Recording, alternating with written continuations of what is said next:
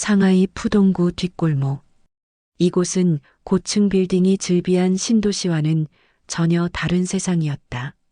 낡은 벽돌 건물들이 비좁게 붙어 있고 빨래줄에 걸린 옷가지들이 바람에 펄럭이는 곳.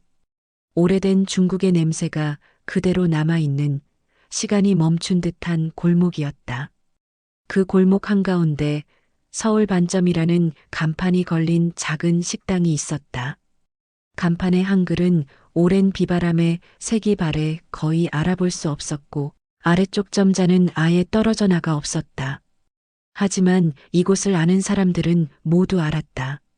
이 식당의 김치찌개와 된장찌개는 상하이에서 가장 한국적인 맛을 낸다는 것을. 식당 문을 열면 가장 먼저 기름 냄새가 코를 찔렀다. 그 뒤를 이어 마늘 볶는 냄새, 고추장 끓는 냄새, 그리고 묵은지의 시큼한 향이 뒤섞여 들어왔다. 천장에는 오래된 선풍기가 삐걱거리며 돌아갔고 벽에는 빛바랜 서울 남산타워 포스터가 붙어 있었다. 테이블은 모두 8개. 플라스틱 의자는 다 닳아서 색이 바랬고 테이블 보는 기름때로 얼룩져 있었다. 하지만 이상하게도 이 식당은 늘 사람들로 붐볐다. 점심시간이 되면 중국인 노동자들이, 저녁이 되면 한국 교민들이 찾아왔다.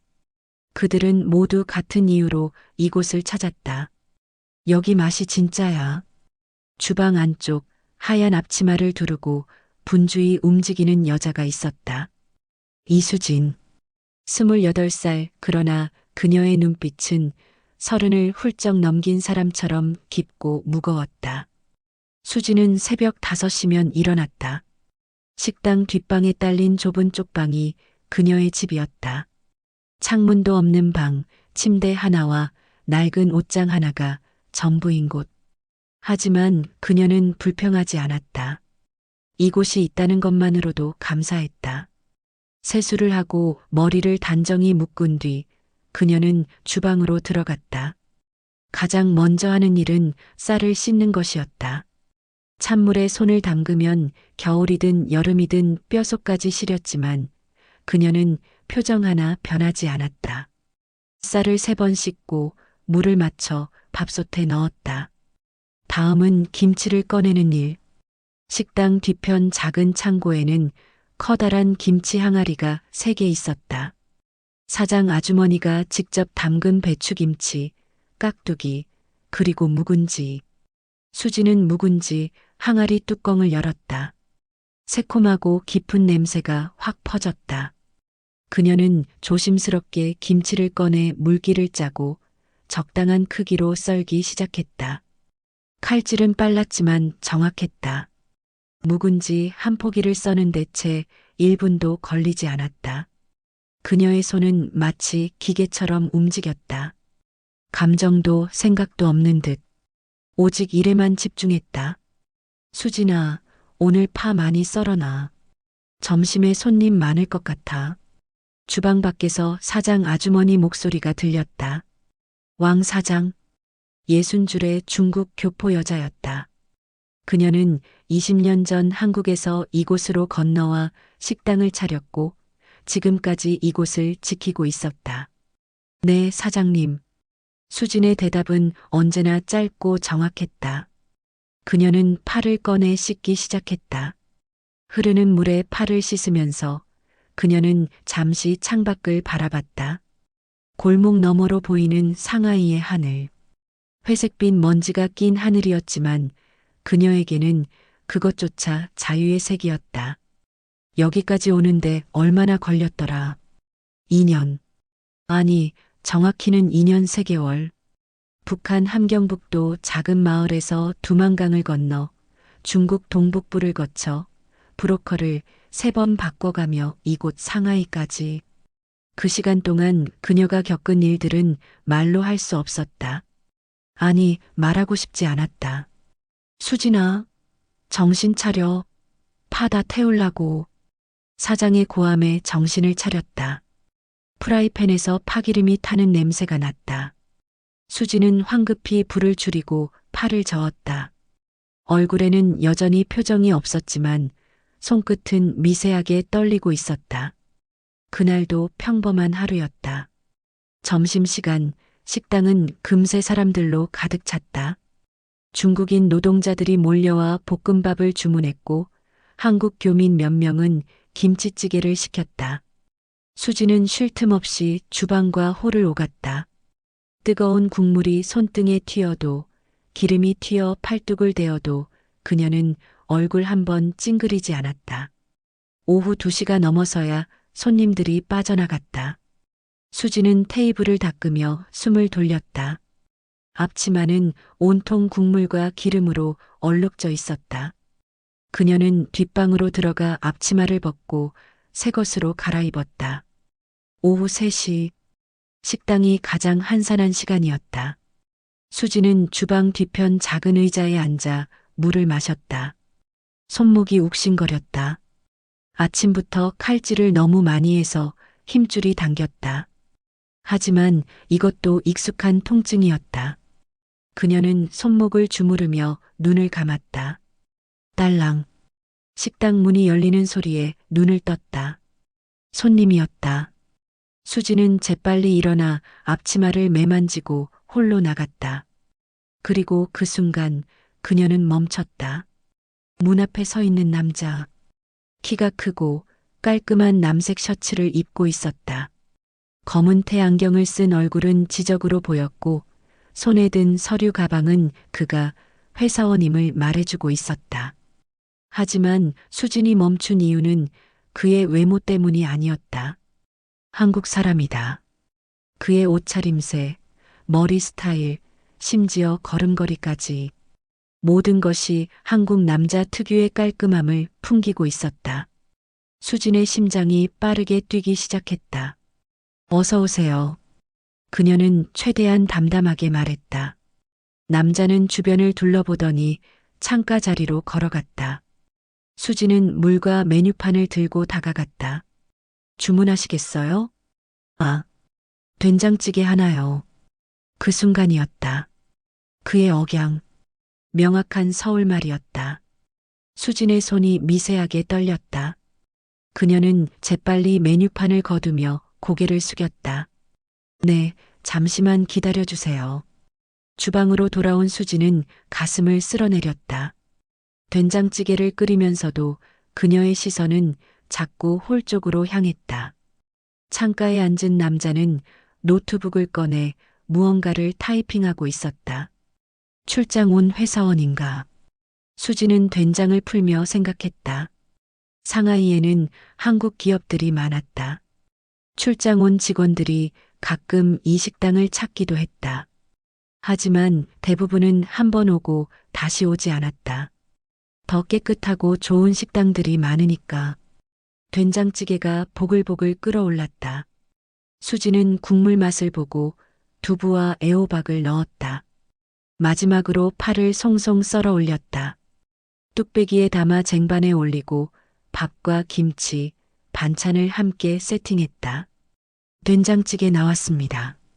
수진이 테이블에 음식을 놓자 남자는 노트북에서 눈을 떼고 그녀를 올려다봤다.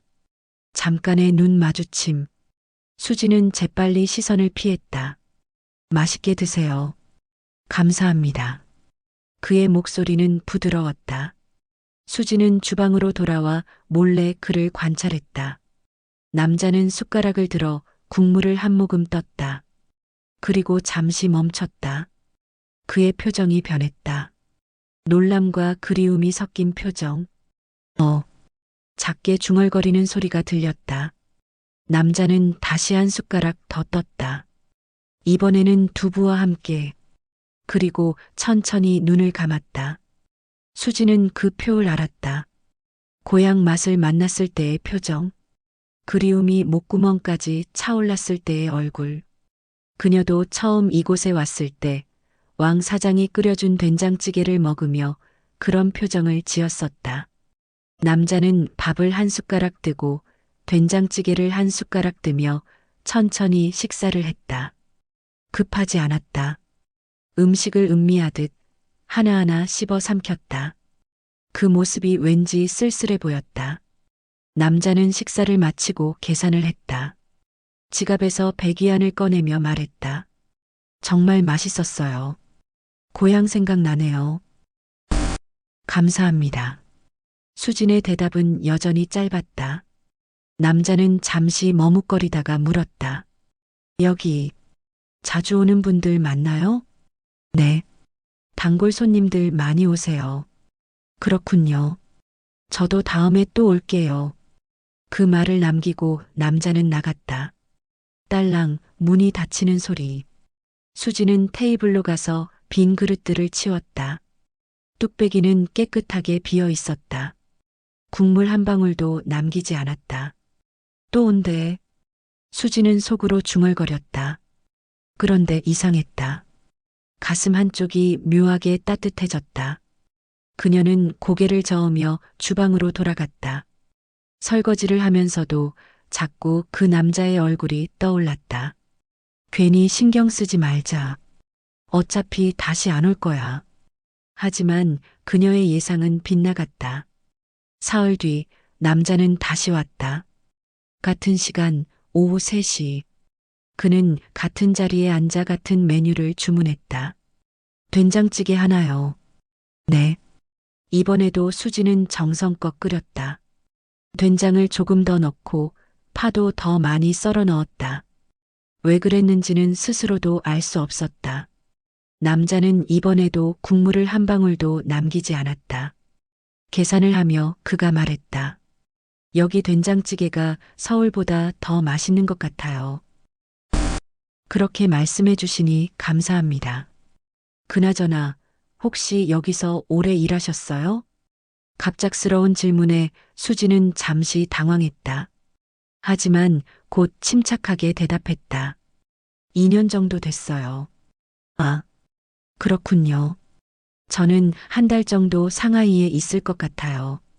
출장이 길어져서요. 네. 그럼 그동안 자주 올게요. 여기 음식이 정말 맛있어서요. 남자는 웃으며 나갔다. 그 웃음이 유난히 밝아 보였다. 그 후로 남자는 일주일에 서너 번씩 왔다. 항상 오후 3시쯤 식당이 한산할 때 그는 된장찌개나 김치찌개를 주문했고 가끔은 제육볶음을 시키기도 했다. 매번 깨끗하게 먹었고 항상 맛있었어요라고 말했다. 처음에는 서먹했다. 주문하고 먹고 계산하고 가는 것이 전부였다. 하지만 시간이 지나면서 조금씩 대화가 늘어났다. 오늘 날씨 좋네요. 네, 그러네요. 이 근처에서 제일 맛있는 김치가 여기 거라고 동료가 그러더라고요. 저희 사장님이 직접 담그세요. 역시 맛이 다르더라니까요. 짧은 대화들. 하지만 그 짧은 대화들이 쌓이면서 수지는 조금씩 그에 대해 알게 되었다. 그의 이름은 김준호. 서울에서 온 회사원이고 IT 회사에서 일한다는 것. 상하이 지사와의 협업 프로젝트 때문에 석 달간 출장을 왔다는 것. 저는 원래 매운 거 잘 못 먹는데 여기 김치찌개는 맵지만 계속 손이 가요. 김치가 잘 익어서 그래요. 묵은지로 끓이면 맵지만 단맛이 나거든요. 아, 그래서 그렇군요. 요리에 대해 잘 아시네요. 여기서 오래 일하다 보니까요. 준호는 가끔 주방 쪽을 바라보며 물었다. 항상 혼자 일하시는 것 같은데 힘들지 않으세요? 괜찮아요. 익숙해서요. 그래도 하루 종일 서 있으면 다리도 아프실 텐데. 저는 괜찮아요. 수지는 항상 짧게 대답했다.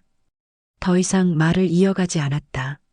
하지만 준호는 그녀의 그런 조심스러움을 존중했다. 더 깊이 묻지 않았고 억지로 대화를 이어가려 하지도 않았다. 한 달이 지났다. 준호는 이제 거의 매일 왔다. 수지는 그가 오는 시간을 알게 되었다. 오후 3시. 그 시간이 되면 그녀는 자연스럽게 된장을 미리 불려놓았다. 그가 오기 전에 쌀을 씻어두었다. 어느 날 준호가 평소보다 늦게 왔다. 오후 4시 반. 수지는 은근히 기다리고 있었다는 걸 스스로 깨달았을 때 놀랐다. 내가 왜 기다렸지? 준호는 조금 지친 얼굴로 들어왔다. 오늘 미팅이 길어져서 늦었어요. 혹시 주문 가능할까요? 네, 괜찮아요. 된장찌개 주세요. 오늘 하루 종일 아무것도 못 먹어서 수지는 평소보다 더 빨리 움직였다. 된장찌개를 끓이면서 밥도 갓 지은 것으로 담았다.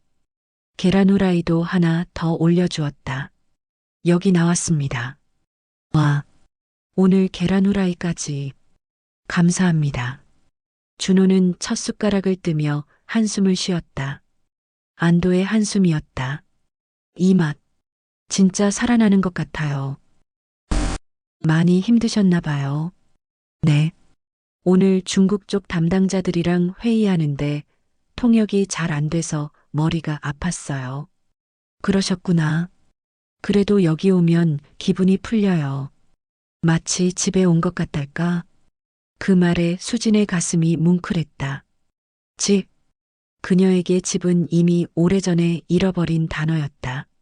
하지만 이 남자에게는 아직 돌아갈 집이 있었다. 2달째 접어들었다.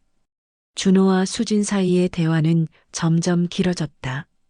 이제는 음식 이야기를 넘어 일상적인 이야기들을 나누었다. 주말에 뭐 하세요? 주로 쉬어요. 여기 뒷방에서요. 아, 여기서 사시는구나. 주말에도 쉬지 못하시겠네요. 아니에요. 편해요. 출퇴근 안 해도 되니까. 그래도 가끔은 밖에 나가셔야 하는 거 아니에요? 수지는 대답하지 않았다. 밖으로 나간다는 것. 그것은 그녀에게 두려움이었다. 공안에게 잡힐지 모른다는 두려움. 브로커들의 눈에 띌지 모른다는 공포. 그녀는 이 식당이라는 작은 세계 안에서만 안전했다. 준호는 그녀의 침묵을 눈치챘는지 화제를 돌렸다. 참, 혹시 커피 좋아하세요? 커피요? 네. 제가 오늘 근처 카페에서 맛있는 거 발견했거든요. 다음에 하나 사올게요. 아, 괜찮아요. 아니에요. 제가 그냥 마시고 싶어서 사오는 거예요. 다음 날 준호는 약속대로 커피 2잔을 들고 왔다. 하나는 저거고 하나는 혹시 괜찮으시면 드세요. 수지는 망설이다가 받았다. 따뜻한 컵이 손바닥을 데웠다. 그녀는 뚜껑을 열고 한 모금 마셨다. 달콤하고 부드러운 맛. 맛있어요. 다행이다. 너무 달까봐 걱정했어요. 그날 오후 2사람은 처음으로 함께 커피를 마셨다. 식당 한쪽 구석, 수지는 의자에 앉고 준호는 그 맞은편에 앉았다. 밖에서는 상하이의 소음이 들려왔지만 식당 안은 묘하게 고요했다. 저, 물어봐도 될까요? 준호가 조심스럽게 말했다. 네. 혹시 이름이 어떻게 돼요? 그 질문에 수지는 잠시 망설였다. 이름, 그녀의 진짜 이름. 하지만 이상하게도 이 남자에게는 숨기고 싶지 않았다. 이수진이에요. 이수진. 좋은 이름이네요. 저는 김준호예요. 이제야 소개하네요. 네, 알아요. 알아요? 사장님이 말씀하셨어요. 단골 손님이라고. 준호는 웃었다. 그 웃음에는 따뜻함이 있었다. 그럼 이제 우리 정식으로 아는 사이네요. 수진 씨, 수진 씨. 그 호칭이 낯설었지만 동시에 기분 좋았다. 그녀는 처음으로 정말 오랜만에 미소를 지었다. 아주 작은 미소였지만 그 미소는 오래된 도시의 불빛보다 따뜻했다. 준호는 그 미소를 보고 잠시 멈칫했다. 그리고 자신도 모르게 더 환하게 웃었다.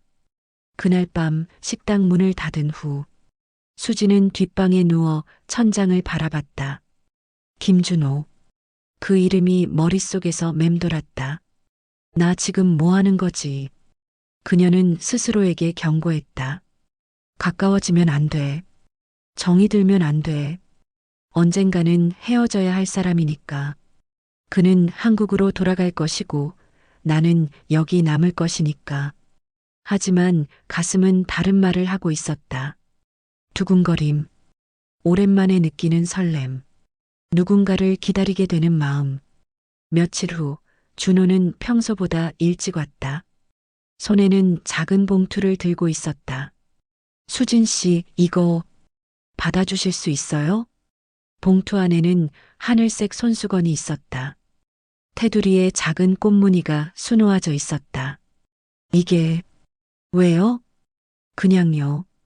제가 백화점 지나가다가 예뻐서 샀어요. 근데 제가 쓰기엔 좀 그래서 혹시 수진 씨가 써주시면 좋을 것 같아서요. 수진은 손수건을 받아들었다. 부드러운 천, 하늘색은 맑았고 꽃무늬는 섬세했다. 감사합니다. 아니에요. 별거 아니에요. 준호는 웃었다. 하지만 그의 귀가 약간 빨개진 것을 수지는 놓치지 않았다. 그날 밤 수지는 손수건을 펴서 한참 바라봤다. 그리고 조심스럽게 접어서 베개 밑에 넣었다. 가슴이 아프도록 설렜다. 석 달째 되던 어느 저녁, 준호가 말했다. 수진 씨, 제가 다음 주면 한국 돌아가요. 그 말에 수진의 손이 멈췄다. 쟁반을 들고 있던 손이 미세하게 떨렸다. 그러시구나. 네. 프로젝트가 끝났어요. 침묵이 흘렀다. 준호는 머뭇거리다가 말했다. 수진 씨, 혹시 괜찮으시다면 제가 알고 싶은 게 있어요. 뭔데요? 수진 씨는 여기서 계속 일할 거예요? 네. 평생요? 모르겠어요. 혹시 준호는 심호흡을 했다. 혹시 한국에 가고 싶다는 생각은 안 해보셨어요? 그 질문에 수진의 심장이 쿵 내려앉았다. 그녀는 준호를 바라봤다. 그의 눈빛은 진지했다. 왜 그런 걸 물어보세요?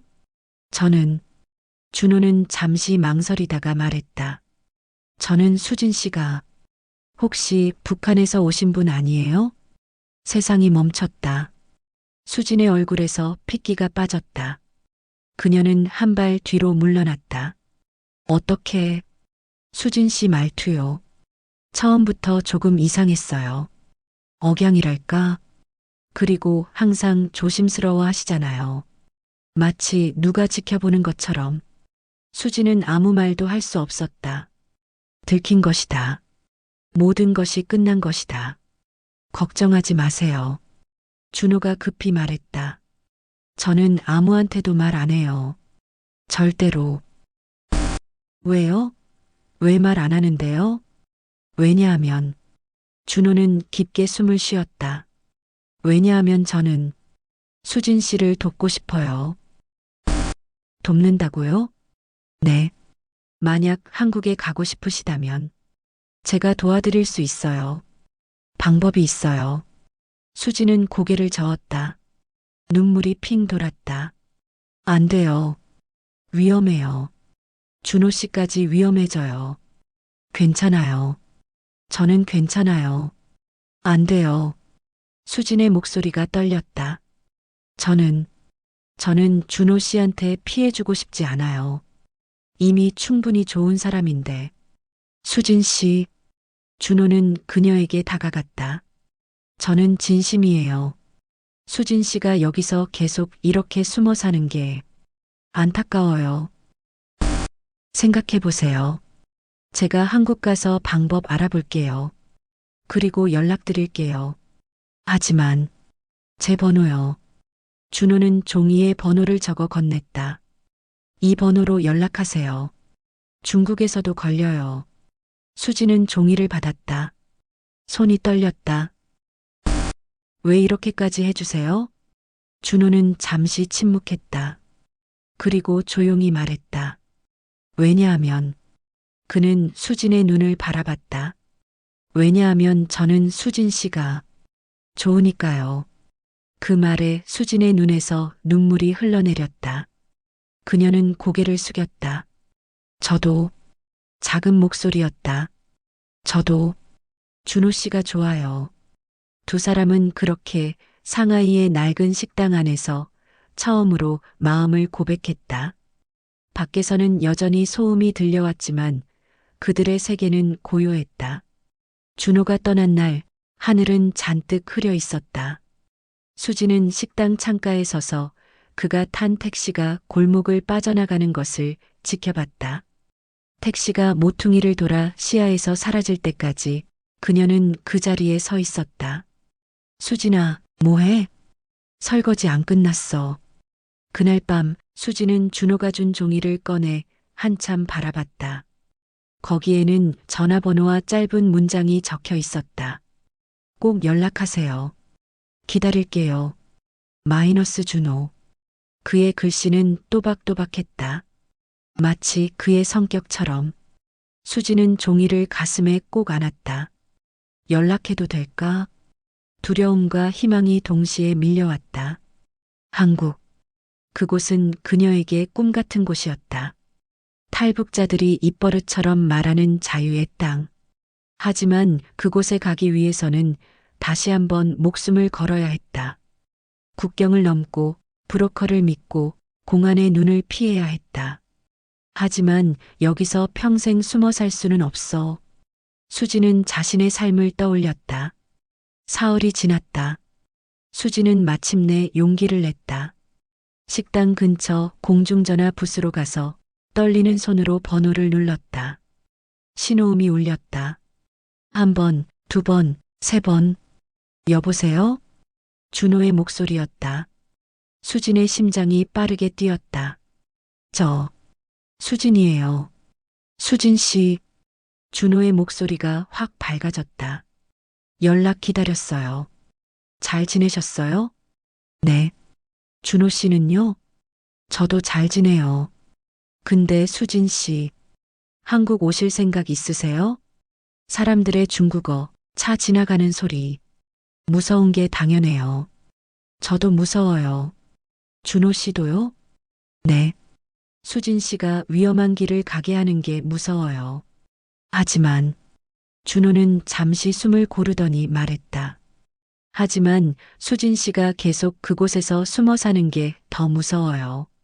그 말에 수진의 눈가가 뜨거워졌다. 제가 방법을 알아봤어요. 브로커를 통하면 가능해요. 위험하긴 하지만 성공률이 꽤 높대요. 브로커요? 네. 제가 아는 NGO 단체에서 소개받았어요. 탈북자 지원하는 곳이에요. 거기서 믿을 만한 브로커 연락처를 줬어요. 수지는 입술을 깨물었다. 브로커. 그녀는 이미 여러 번 브로커를 거쳤다. 어떤 브로커는 돈만 받고 사라졌고 어떤 브로커는 그녀를 다른 곳에 팔려고 했다. 믿을 수 있을까? 수진 씨, 천천히 생각하세요. 왜요?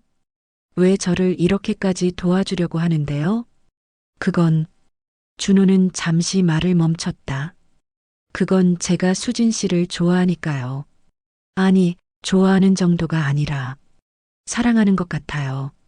사랑. 그 단어가 귓가에 울렸다. 수지는 눈을 감았다. 가슴이 아프도록 벅찼다. 저도. 수지는 작은 목소리로 말했다. 저도 준호 씨를 사랑해요. 공중전화 너머로 준호의 숨소리가 들렸다. 조금 거칠어진 숨소리. 그럼 한국 와주실 수 있어요? 제가 기다릴게요. 여기서. 네. 갈게요. 그렇게 결정이 내려졌다. 그 후로 두 사람은 일주일에 두세 번씩 통화했다. 항상 공중전화를 이용했다. 추적당하지 않기 위해서. 준호는 매번 구체적인 계획을 설명했다. 브로커 이름은 리밍이에요. 조선족인데 이쪽 일을 10년 넘게 했대요. 성공률이 90% 이상이래요. 90%? 나머지 10%는 중간에 포기하는 사람들이래요. 실패가 아니라 비용은 얼마나 되나요? 그건 제가 처리할게요. 걱정하지 마세요. 안 돼요. 준호 씨 돈으로는. 수지는 더 이상 말하지 못했다. 고마움과 미안함이 뒤섞여 목이 메었다. 루트는 이래요. 상하이에서 출발해서 남쪽으로 내려가요. 광시성을 거쳐 베트남 국경까지. 거기서 베트남으로 넘어가면 한국 대사관으로 가는 거예요. 베트남? 네. 중국에서 바로 한국으로는 못 가요. 제3국을 거쳐야 해요. 얼마나 걸리나요? 빠르면 일주일, 길면 열흘이요. 일주일에서 열흘. 그 시간 동안 그녀는 또다시 목숨을 걸어야 했다. 무서우시죠? 네. 평범한 하루. 그것이 얼마나 큰 꿈인지 탈북자가 아닌 사람은 알 수 없을 것이다. 준호 씨. 네. 저 한국 가면 준호 씨 만날 수 있는 거죠? 당연하죠. 제가 공항에서 기다릴게요. 약속해 주세요. 약속해요. 꼭 기다릴게요. 어느 날 저녁 준호가 갑자기 상하이로 왔다. 수진 씨, 잠깐 나올 수 있어요? 식당 밖에서 걸려온 전화였다. 수진은 깜짝 놀라 밖으로 나갔다. 골목 입구에 준호가 서 있었다. 한 달 만에 보는 얼굴. 그는 조금 여위어 보였지만 눈빛은 여전히 따뜻했다. 준호 씨, 보고 싶었어요. 다음 주 수요일이에요. 준호가 먼저 입을 열었다. 출발 날짜요. 새벽 2시에 브로커가 식당 앞으로 올 거예요. 네. 준비된 거 있어요? 짐 같은 거? 별로 없어요. 옷 몇 벌이랑. 준호 씨가 준 손수건. 준호는 미소 지었다. 그 손수건 아직 가지고 있어요? 네. 제 보물이에요. 보물이라니 그냥 싸구려 손수건인데. 아니에요. 제게는 준호 씨 마음이에요. 준호는 잠시 말없이 수진을 바라봤다. 그리고 주머니에서 작은 상자를 꺼냈다. 이것도 드리고 싶어요. 상자를 열자 그 안에는 은색 반지가 있었다. 크지 않은 소박한 디자인이었다. 하지만 반지 윗부분에는 작은 하늘색 돌이 박혀 있었다. 준호는 반지를 꺼내 수진의 손을 잡았다. 그리고 조심스럽게 그녀의 약지에 끼웠다. 이 반지는 제 마음이에요. 그리고 약속이기도 해요. 약속? 네. 다시 만나면 제가 이 반지를 다시 묶어줄게요. 그때는 평범한 하루 속에서요. 수지는 반지를 내려다봤다. 하늘색 돌이 강물의 불빛을 받아 반짝였다. 눈물이 주르르 흘러내렸다. 울지 마세요. 수진 씨가 울면 저도 울 것 같아요. 너무 고마워요. 준호 씨, 고맙긴요. 저야말로 수진 씨를 만나서 행운이에요. 두 사람은 그렇게 한참을 앉아 있었다. 강물은 계속 흘렀고 바람은 차가웠지만 두 사람의 손은 따뜻했다. 수진 씨, 만약. 준호가 조심스럽게 말했다. 만약 중간에 힘들면 이 반지 보세요. 그럼 제가 생각날 거예요. 그리고 힘이 날 거예요. 네. 그리고 절대 포기하지 마세요. 제가 기다리고 있다는 거 잊지 마세요. 네. 약속할게요. 저도 약속할게요. 살아서든 아니면. 준호는 말을 멈췄다. 그리고 다시 말했다. 아니, 무조건 살아서 만나요. 둘 다. 네. 무조건요. 출발 전날 밤. 수지는 식당 일을 마치고 뒷방에 앉아 있었다. 작은 가방에 짐을 챙겼다. 옷 2벌, 속옷, 양말, 그리고 준호가 준 손수건과 반지. 그것이 전부였다. 아니, 어쩌면 신고할지도 몰랐다. 중국에서는 탈북자를 숨겨주는 것도 범죄였으니까. 미안해요, 사장님. 그리고 감사했어요. 밤 11시. 수지는 마지막으로 부엌에 들어갔다. 그리고 된장찌개를 끓이기 시작했다. 혼자 먹을 된장찌개. 이곳에서 먹는 마지막 식사. 된장을 풀고 두부를 넣고 애호박을 썰어 넣었다. 파를 송송 썰어 올리고 마지막으로 고춧가루를 한 스푼 넣었다. 보글보글 끓어오르는 찌개를 보며 수지는 준호를 생각했다. 준호 씨가 처음 왔던 날. 그날도 이렇게 된장찌개를 끓였었다. 그날 이후로 그녀의 인생이 바뀌었다. 처음으로 누군가를 기다리게 되었고, 처음으로 미래를 꿈꾸게 되었다. 그리고 손을 모아 기도했다. 북한에서 배운 적 없는 기도. 하지만 마음속으로 간절히 빌었다. 제발 무사히 갈 수 있게 해주세요. 첫 숟가락을 떴다. 뜨거운 국물이 목으로 넘어갔다. 짠맛, 단맛, 매운맛이 섞인 복잡한 맛. 그 맛이 기억을 불러일으켰다. 북한에 있을 때 어머니가 끓여주던 된장국. 아무것도 없어도 된장만 있으면 국을 끓였던 어머니. 수진아, 이거 먹고 힘내라. 그렇게 말하던 어머니의 목소리. 어머니, 어머니는 지금 어디 있을까? 살아있기는 할까? 딸이 탈북한 걸 알고 얼마나 놀랐을까? 혹시 처벌받지는 않았을까? 수지는 눈물을 닦으며 밥을 먹었다. 한 숟가락, 한 숟가락. 삼키는 게 힘들었지만 억지로 먹었다. 앞으로 며칠간은 제대로 된 식사를 못할 테니까. 새벽 1시 50분. 수지는 가방을 메고 뒷문으로 나왔다. 골목은 어두웠고 바람은 차가웠다. 그녀는 잠시 뒤를 돌아봤다. 2년 동안 살았던 식당. 창문 없는 방. 기름 냄새와 김치 냄새가 밴 부엌. 안녕. 그리고 돌아섰다. 더 이상 뒤돌아보지 않았다. 골목 입구에 검은 SUV가 멈춰 있었다. 차 안에서 한 남자가 내렸다. 40대쯤 되어 보이는 중국인이었다. 조선족 억양으로 말했다. 이수진 씨? 네. 나 리밍이에요. 준호 씨한테 얘기 들었죠? 네. 짐 그거 하나뿐이에요? 네. 좋아요. 빨리 타요.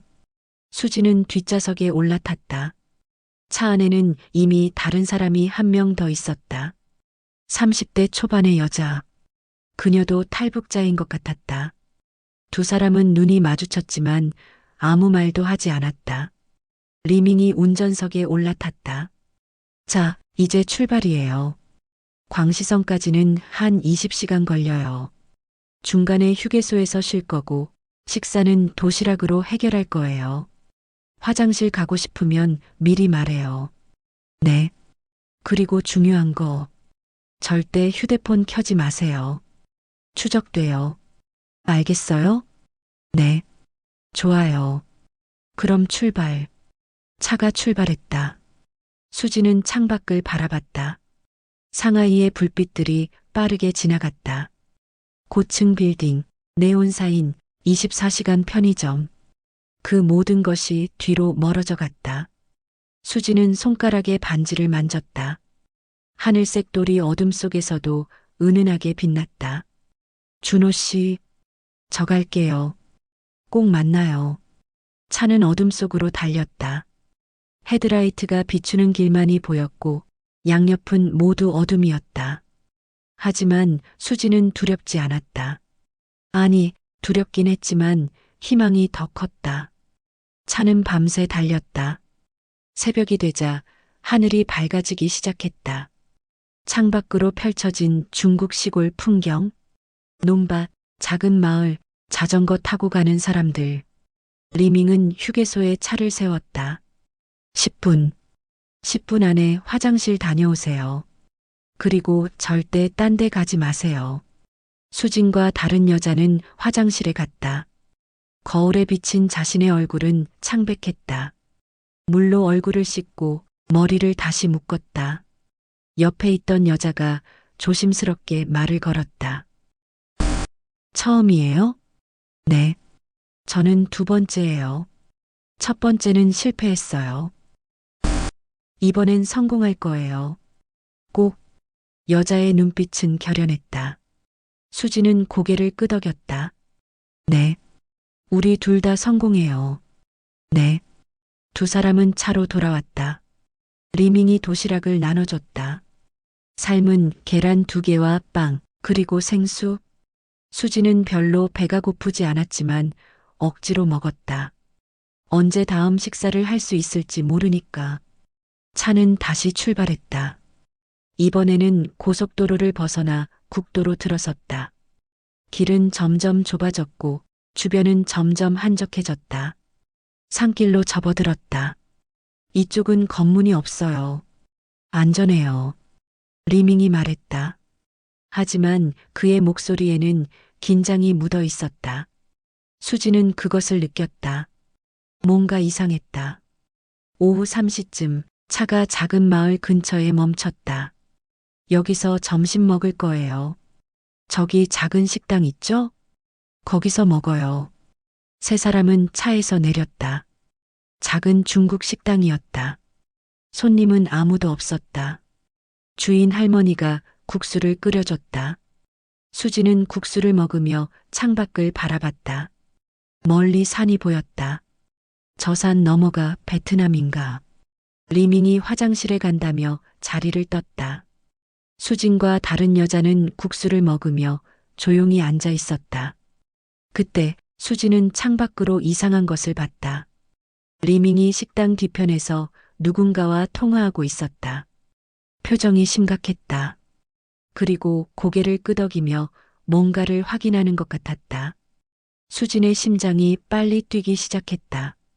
본능적인 불안감이 엄습했다. 뭔가 이상해. 리밍이 돌아왔다. 그는 평소처럼 웃으며 말했다. 다 드셨어요? 그럼 출발해요. 조금만 더 가면 오늘 잘 곳 도착해요. 오늘 잘 곳이요? 네. 친구 집이에요. 거기서 하룻밤 자고 내일 다시 출발해요. 차는 다시 산길로 들어섰다. 하지만 이번에는 포장도로가 아니라 비포장도로였다. 차가 덜컹덜컹 흔들렸다. 주변은 점점 더 깊은 산속으로 들어가고 있었다. 수지는 반지를 만지작거렸다. 불안감이 점점 커졌다. 준호 씨, 해가 지기 시작했다. 산은 어둠에 잠겼고 차 헤드라이트만이 앞을 비췄다. 그때 리밍의 휴대폰이 울렸다. 그는 전화를 받았다. 응, 맞아. 지금 가고 있어. 응, 둘이야. 알았어. 수지는 그 통화를 들으며 온몸이 얼어붙었다. 리밍의 중국어 억양이 달라졌다. 조선족 억양이 아니라 순수 중국인 억양이었다. 이 사람, 가짜야. 차가 멈춘 건 산속 한가운데였다. 사방이 나무로 둘러싸인 곳. 작은 오두막 하나가 있었다. 여기서 쉴 거예요. 내려요. 리밍의 목소리가 차갑게 변했다. 수진과 다른 여자는 서로 눈을 마주쳤다. 둘 다 느낀 것이다. 위험을. 빨리 안 내려요? 리밍이 차 문을 벌컥 열었다. 그 순간 오두막에서 2명의 남자가 나왔다. 둘 다 덩치가 컸다. 이 사람들이 누구예요? 다른 여자가 떨리는 목소리로 물었다. 궁금해할 필요 없어요. 그냥 시키는 대로 해요. 리밍이 수진의 팔을 잡았다. 수진은 팔을 뿌리쳤다. 손 떼요. 인연이.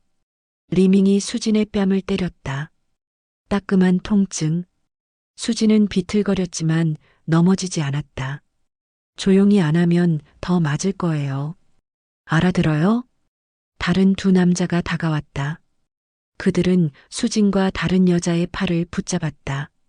준호 씨가 돈 줬잖아요. 우리를 베트남까지 데려다 주기로 했잖아요. 수진이 소리쳤다.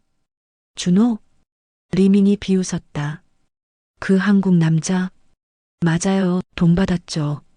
근데 더 많은 돈을 줄 사람이 나타났어요. 당신들을 원하는 사람이요. 무슨?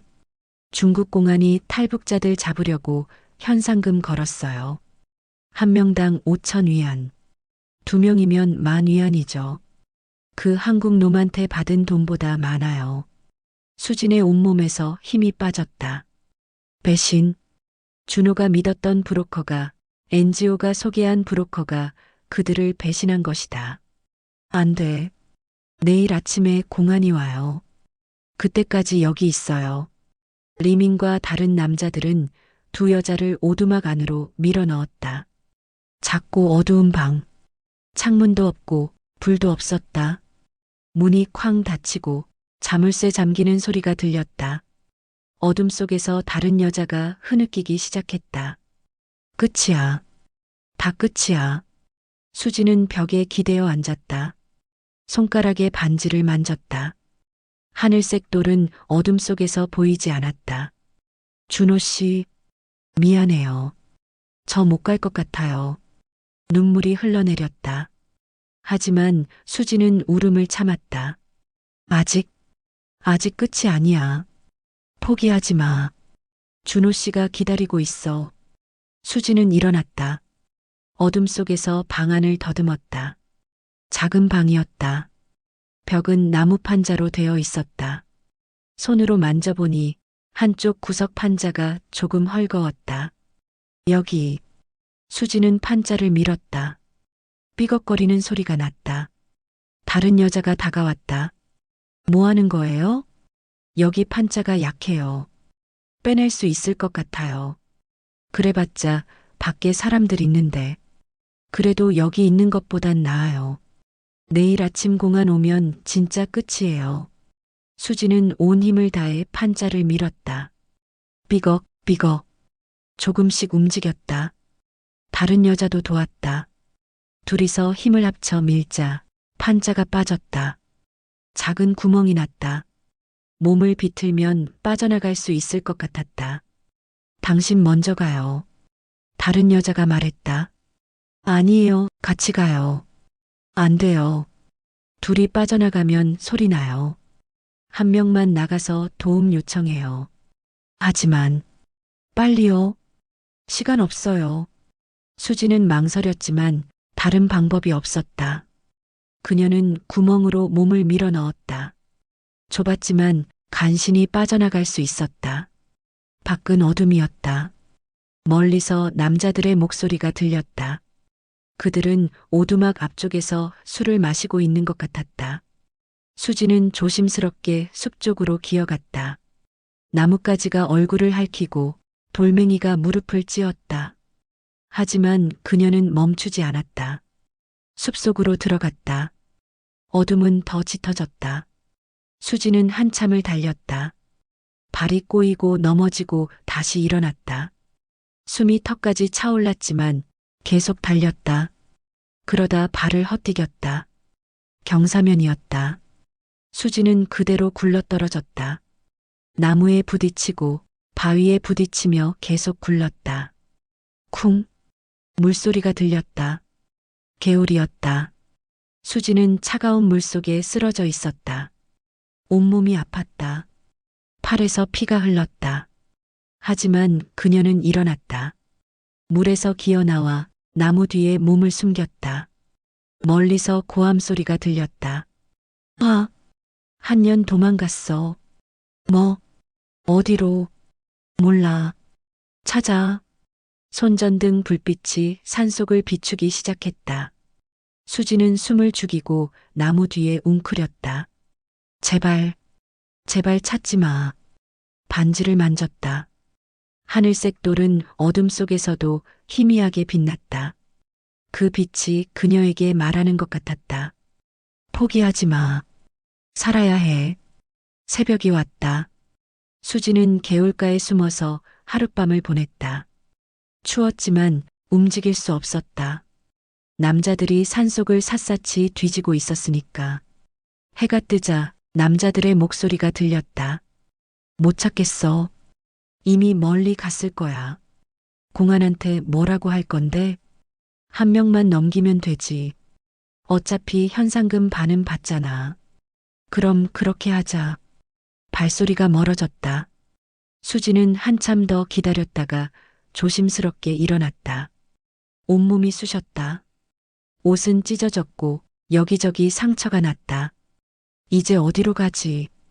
그녀는 개울을 따라 내려가기 시작했다. 물은 아래로 흐르니까 언젠가는 마을이 나올 것이다. 한참을 걸었다. 다리가 후들거렸지만 멈출 수 없었다. 준호가 기다리고 있으니까. 준호 씨, 저 아직 포기 안 했어요. 오후쯤 작은 마을이 보였다. 수지는 마을 입구에 공중전화 부스로 갔다. 주머니를 뒤졌다. 다행히 동전 몇 개가 남아 있었다. 떨리는 손으로 준호의 번호를 눌렀다. 신호음. 한 번, 두 번. 여보세요? 준호의 목소리. 수지는 목이 메어 말이 나오지 않았다. 준호 씨, 수진 씨, 수진 씨예요. 네. 어디예요? 무슨 일 있었어요? 리밍이 저희를 배신했어요. 뭐라고? 수지는 떨리는 목소리로 지금까지 있었던 일을 설명했다. 준호는 듣는 내내 아무 말도 하지 못했다. 미안해요. 제가 잘못 알아봤어요. 제가 수진 씨를 위험에 빠뜨렸어요. 준호의 목소리가 떨렸다. 아니에요. 준호 씨 잘못 아니에요. 지금 어디예요? 제가 갈게요. 몰라요. 작은 마을인데 간판이 중국어로만 되어 있어서. 공중전화 번호 보여요? 전화번호로 위치 추적할 수 있어요. 수지는 전화기에 적힌 번호를 읽어줬다. 준호는 메모하며 말했다. 알았어요. 제가 사람 보낼게요. NGO에 다시 연락할게요. 이번엔 다른 사람으로. 준호 씨, 네, 미안해요. 약속 못 지킬 것 같아요. 무슨 소리예요? 아직 안 끝났어요. 하지만, 수진 씨, 준호의 목소리는 단호했다. 우리 약속했잖아요. 무조건 살아서 만난다고. 포기하지 마세요. 제발. 저 기다릴게요. 수진 씨가 올 때까지. 평생이라도. 그 말에 수지는 울음을 터뜨렸다. 공중전화 부스 안에서 그녀는 한참을 울었다. 네. 포기 안 할게요. 꼭 갈게요. 네. 기다릴게요. 꼭요. 전화가 끊어졌다. 수지는 반지를 내려다봤다. 하늘색 돌이 햇빛에 반짝였다. 아직 안 끝났어. 나는 살아야 해. 준호를 만나야 해. 그녀는 마을 한쪽 골목으로 걸어갔다. 그리고 몸을 숨길 곳을 찾기 시작했다. 이야기는 아직 끝나지 않았다. 마이너스 마이너스 마이너스. 챕터 2 끝. 약 9480자. 마을 뒷골목, 버려진 창고. 수지는 그곳에 몸을 숨겼다. 낡은 판자로 된 창고는 비어 있었고 먼지와 썩은 냄새가 났다. 하지만 지금은 이곳이 가장 안전했다. 산비탈을 굴러 내려올 때 삔 것 같았다. 움직일 때마다 욱신거렸다. 물이 필요해. 입술은 바짝 말랐고 목구멍은 타들어가는 것 같았다. 하지만 밖으로 나갈 수 없었다. 마을 사람들 눈에 띄면 끝이다. 해가 지고 어둠이 내렸다. 수지는 가방을 열었다. 다행히 물건들은 그대로 있었다. 옷 2벌, 준호가 준 손수건, 그리고 손가락에 반지.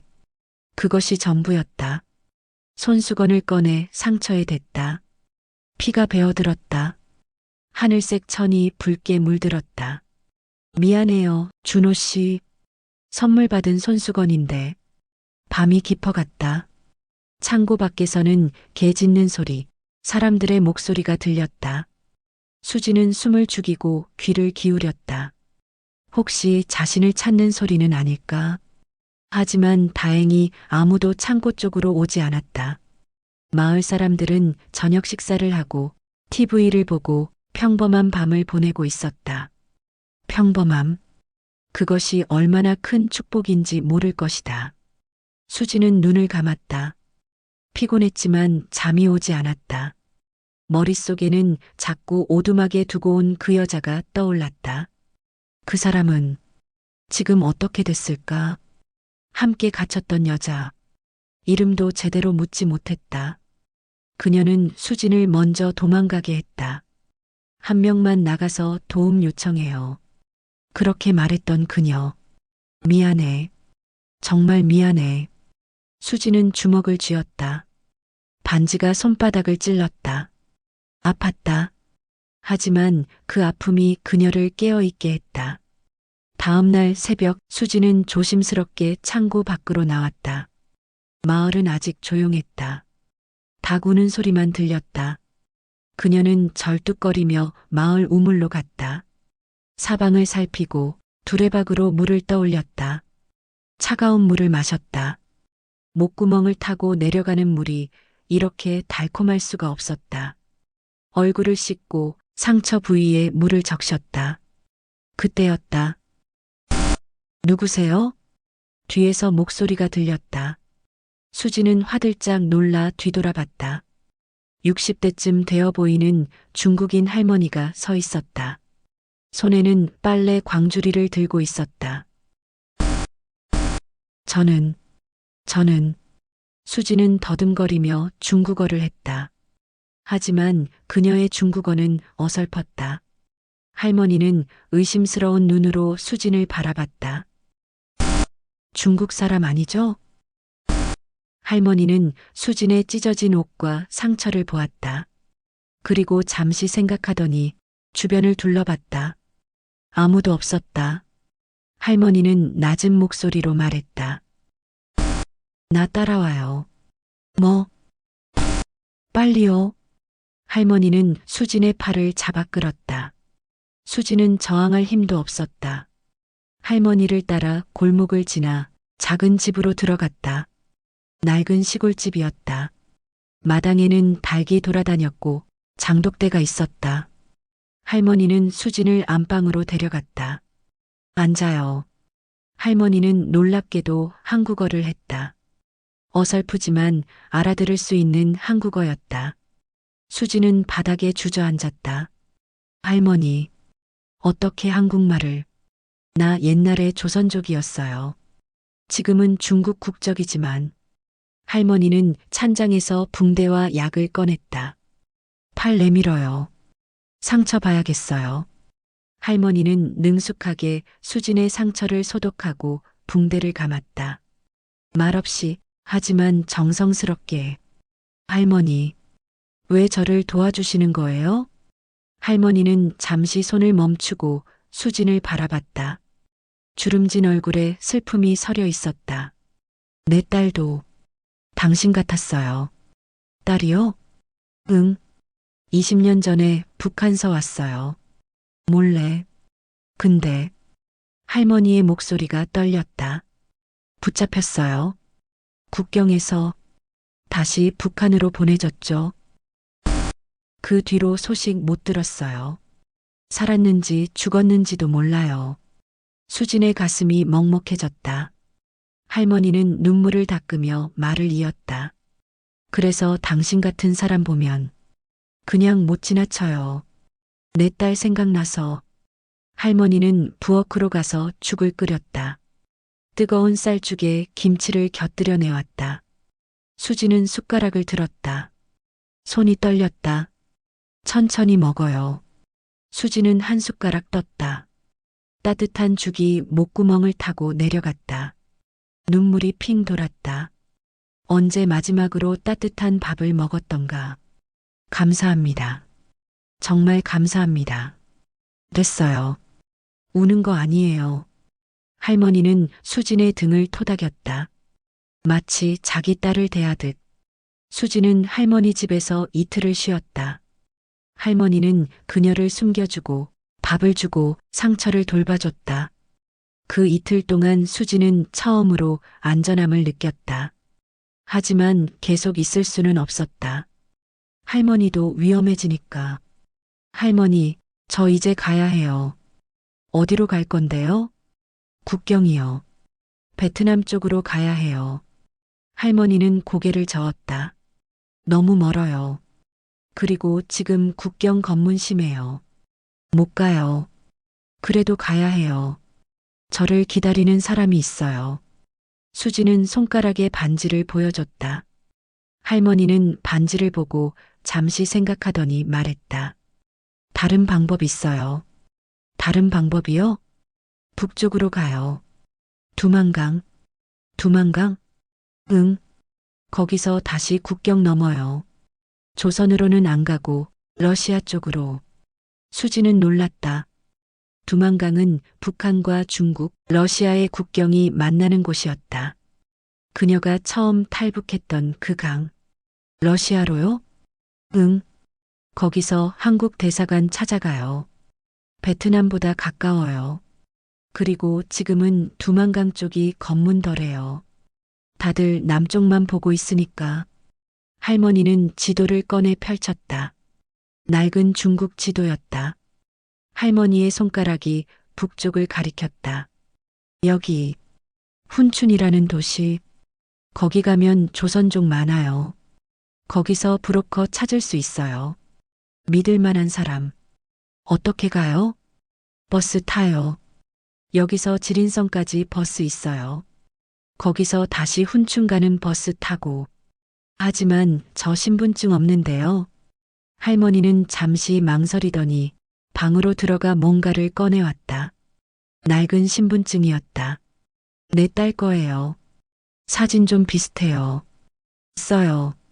이걸 제가 받아도 돼요? 내 딸은 이제 못 써요. 당신이나 써요. 살아야 해요. 알았죠? 수지는 신분증을 받았다. 사진 속 여자는 수진과 나이가 비슷해 보였다. 할머니의 딸. 20년 전 북한으로 끌려간 그 딸. 할머니, 정말 감사합니다. 은혜 평생 못 잊을게요. 됐어요. 그냥 살아요. 행복하게. 내 딸 목까지. 다음 날 아침, 수지는 버스 터미널로 갔다. 할머니가 준 돈으로 지린성행 버스표를 샀다. 신분증을 보여줘야 했지만 매표원은 대충 보고 표를 내줬다. 버스는 오전 10시에 출발했다. 낡은 버스, 덜컹거리는 좌석.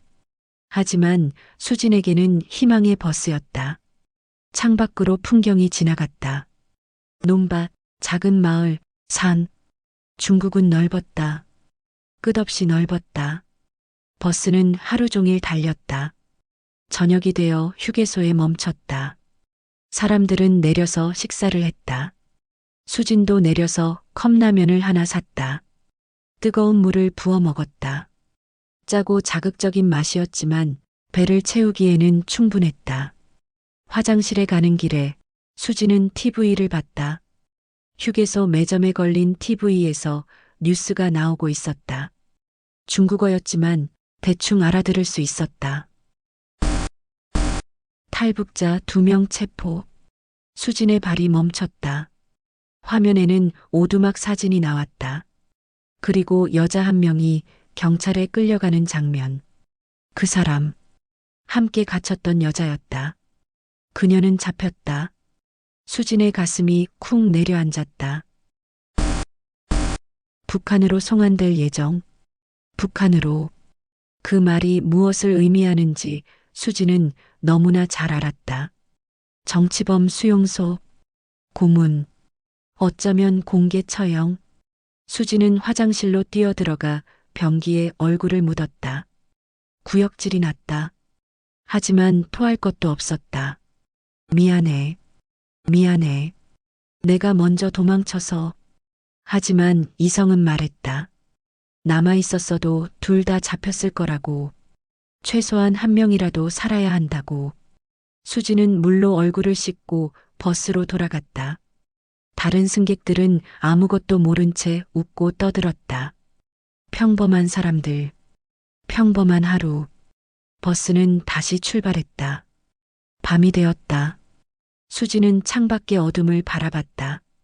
저 어둠 어딘가에 그 여자가 끌려가고 있을 것이다. 살아남아야 해. 당신 목까지 살아야 해. 이틀 후 수지는 훈춘에 도착했다. 북한과 중국, 러시아가 만나는 국경 도시. 거리에는 한글 간판이 보였고 조선족들이 많았다. 할머니가 알려준 주소를 찾아갔다. 작은 식당이었다. 평양냉면이라는 간판이 걸려 있었다. 수지는 조심스럽게 들어갔다. 어서 오세요. 주인은 50대 조선족 남자였다. 수지는 할머니가 알려준 암호를 말했다. 왕 할머니가 소개해줬어요. 주인의 얼굴이 굳어졌다. 그는 주변을 살피더니 낮은 목소리로 말했다. 뒤로 와요. 주인은 수진을 주방 뒤편 작은 방으로 데려갔다. 방에는 이미 3명의 사람이 있었다. 모두 탈북자처럼 보였다. 여기서 기다려요. 오늘 밤에 출발해요. 어디로요? 국경이요. 두만강. 수진의 심장이 빨리 뛰기 시작했다. 두만강. 그녀가 2년 전에 건넜던 그 강. 이번에는 반대 방향으로 건너야 했다. 겨울이라 강이 얼었어요.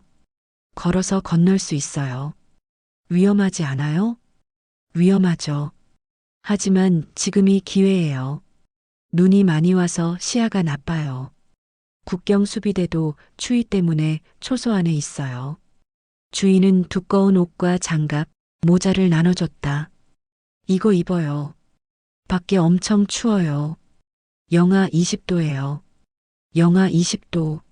상하이에서는 상상도 못할 추위였다.